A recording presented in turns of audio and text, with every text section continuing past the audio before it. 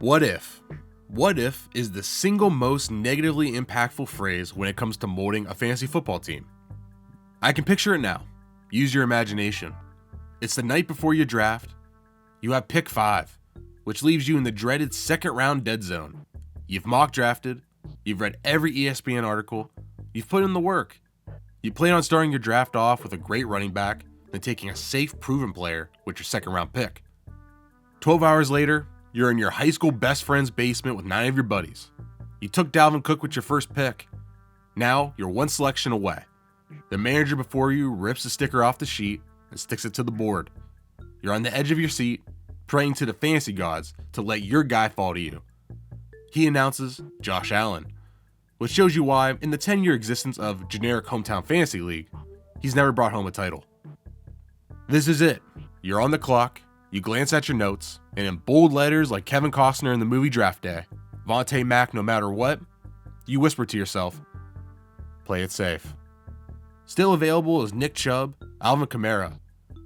You can even jump ship to wide receiver with Keenan Allen or Mike Evans. The definition of safe, reliable, dependable. You know outside of injury, these players will finish top 10 to 15 at their positions and be an essential cornerstone piece behind your lead anchor, Dalvin Cook. You're searching. A bead of sweat rolls down your forehead. The clock's ticking, and doubt starts creeping in. Then the dreaded thought flies in from the back of your mind. What if?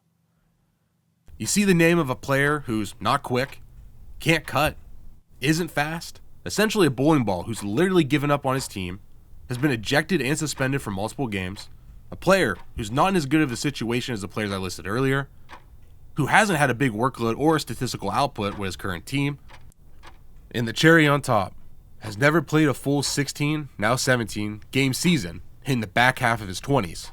Leonard Fournette is the what-if player. You ask yourself the questions. What if Tom Brady is still awesome? What if they give Fournette 300 touches? What if he catches 70 passes? What if he scores 20 touchdowns? What if? What if? What if? Time's up. You need to make a pick. You grab both sticker sheets, and you have to make the call. Play it safe, or go for the home run. You say screw it. You press the sticker to the board, turn to the crowd, and say the name with a faded and unconfident breath. Leonard Fournette. As you walk back to your seat, the names start flying through your head. The names of the players who weren't very talented. The players who, what if their situation gets better? What if they got all the work and the job to themselves? The names Jeremy Hill, Colts version of Andre Johnson, Le'Veon Bell Jets edition, Damian Williams after a short playoff run. The list goes on and on and on. You sit down and you look at the name Leonard Fournette on your roster, and you realize, I fucked up. Now currently, Leonard Fournette is the consensus RB9 on ESPN, but is ranked individually by Field Yates at 5 and Tristan Cockcroft at 6. That's what we call a first round pick, folks. Are we willing to let the what if effect cause Leonard Fournette to become a first round pick? Every running back in contention for the top 10 must meet my criteria, a list of factors I generically call the Elite Fantasy Running Back Checklist. The checklist reads in this order, and yes, the order matters very much. Number 1, is he a great player? 2, is he in a good situation? 3, does he get a big workload? And 4, has he and is he healthy? To qualify, you must meet at least 3 of the 4 categories, preferably all 4. But I'll say, if you're truly an elite player, you can get away with only checking off 2 of the boxes, aka Christian McCaffrey. That's why the checklist leads off with great player. It's the most important thing. As I mentioned earlier, I think Fournette is the definition of average. Can cut sometimes, but never as great as he should. Can run through a tackler, but never enough to make you say, wow, he's so strong. He's not very quick, and he's not very fast. He might be a knucklehead who drops the pass when you need him to catch the most. He fumbles when you need him to be secure. He's not reliable. I don't trust him. So step 1 of 4, is he a great player? I don't think so. Category number 2, is he in a good situation? The Tampa Bay Buccaneers are a great place to play. Simple as that. Their offensive line took a bit of a hit with some free agent losses and retirements, but as long as the GOAT Tom Brady is still great, and we're hoping he is, that team will be good. So I'm going to say category 2, that's a check. He passes. Category 3 and 4, if he gets a big workload and if he's healthy, I'm going to combine it into one category for this specific player, Leonard Fournette. In 2021, Leonard Fournette ranked 22nd in the NFL in carries per game with just under 13.